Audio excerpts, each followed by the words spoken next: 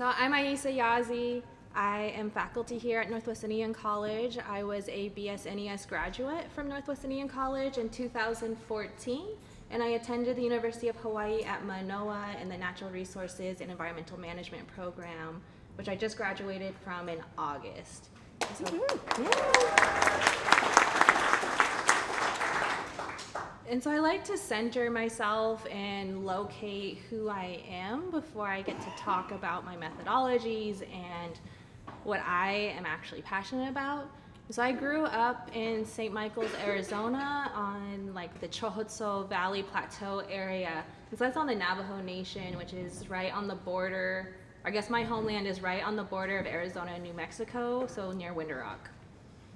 And in 5th grade, my family had this like ginormous transition where we moved from the res up to Bellingham. And I had never been around so many white people until I attended Happy Valley Elementary School, and then I spent a year at Fairhaven Middle School. And we moved back and forth for several years between Arizona and Washington. And then finally, the first time I spent 2 consecutive years was when at the same school was when I went to high school at Seom High School. And so I do have to thank that experience to bringing me here to Northwest Indian College, because it was through really being the only Native person in my class that I realized that I cannot do that in college. And so I attended Northwest Indian College, and I loved it, but I also had a lot of negative experiences in science. And so with the program that I was in, I was hoping that I'd never have to face that, but I had scientists that told me that Indigenous knowledge wasn't valid unless it was peer reviewed. I had scientists tell me that my elders' knowledge did not count as real knowledge. And it took me 4 years of fighting and really just like continuously breaking down after breaking down after breaking down to decide that I was never going to have a non-Native as an advisor again. And so when I went to graduate school, I looked for a Native advisor, and I was so honored to find Dr. Mahana Vaughn, who is a Native Hawaiian woman in the Natural Resources Department. And so it was through that meeting and just being encouraged by all these beautiful and strong wahine that I was able to develop what I wanted to do. And I was finally able to see that there was a path in front of me that was completely a process of healing, but at the same time correcting mistakes that have been made in the past by myself, by others, and it was through an Indigenous research paradigm. And so that's where I found my healing in the last few years. That's where I have really been able to reconnect to place in a way that I don't find problematic, so hopefully other people aren't finding it. And then at the same time, to reconnect with my family. One thing that was really important when I was looking and developing a paradigm and looking into methodologies was my Nali, and so making sure that what I was doing was in reflection of what she taught my dad and what my dad had taught us, and then also around ceremony. And so ceremony was a component in every single process of my research. And Indigenous research paradigms are really important because it's moving away from just an Indigenous perspective and transforming our research into an Indigenous paradigm. And so it's really basing it off of our life. It is basing it off of the ways we know, how we come to know, and the knowledges that we hold sacred. So that's why an Indigenous research paradigm was important to me. And so it took several years just to like relearn what it meant to be a Dene woman, which I'm still learning, and I will continue to learn for the rest of my life.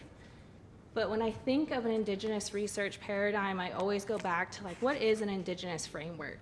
And so when I'm looking at Indigenous frameworks, it really needs to show It really needs to show the context which we Indigenous people live in. It has to have our historical, our political, our social context of which we live our daily lives.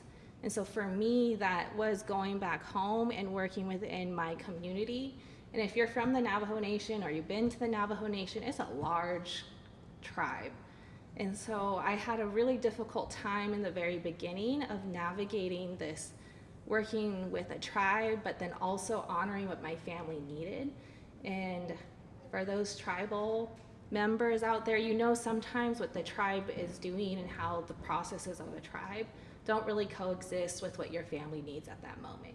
And so when we had such a large tribe, it was really navigating this concept of family, but then in the context of this now like man-made system of tribal governance that has been put in place. And so that's where this methodology really helped me make sure that my morals, that my research would be transformative, ethical, healing, decolonizing, like all those concepts. And I was able to make sure that everything was like transparent and I was meeting the community's perceived needs. And so I'm not going to go too much into my methodology because I can honestly keep you here all day talking about it. And so I would love if you have questions or if you really want to go into my methodology. It really focuses on like Hojo, Ke, and Sa'e, Nage, Beke, Hojo, which is all these different concepts. And so one is balance, one is family, and one is the path which you live to like have a good life or to be a good person. And so those were the three major components of how I did everything based on how I grew up knowing our creation stories, how I understand the world to be. And it's always this like looking at everything in this continuous process. So every day it was making sure that I understood what I was doing. It was reconnecting to place, reconnecting to family.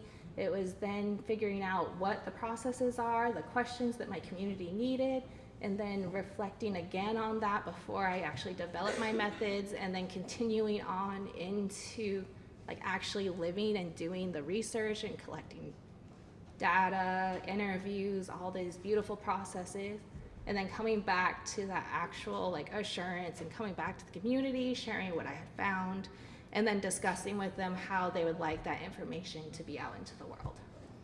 And so it was a beautiful process. I have so much more, but there's also some amazing people up here too. So thank you.